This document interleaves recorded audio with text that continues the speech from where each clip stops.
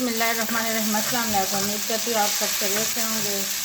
आज मैं तवे पर अंडा फ्राई कर रही हूँ, तो आपको मैंने कहा दिखा लूँ।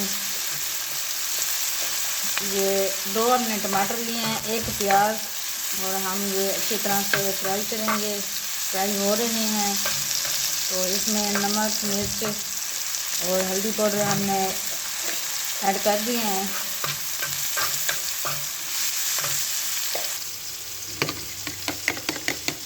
ये हमारा एग है, हमने हरा धनिया इसमें ऐड कर दिया है, ये मिक्स हो गया है। तो अब हम ये तवे पर डालेंगे।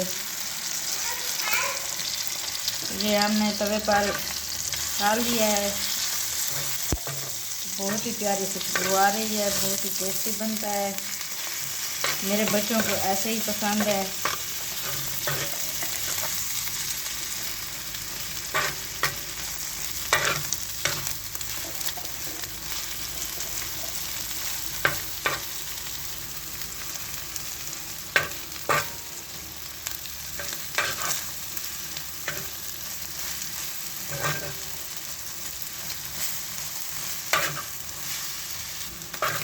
तो ये हमारा एग रेडी हो चुका है।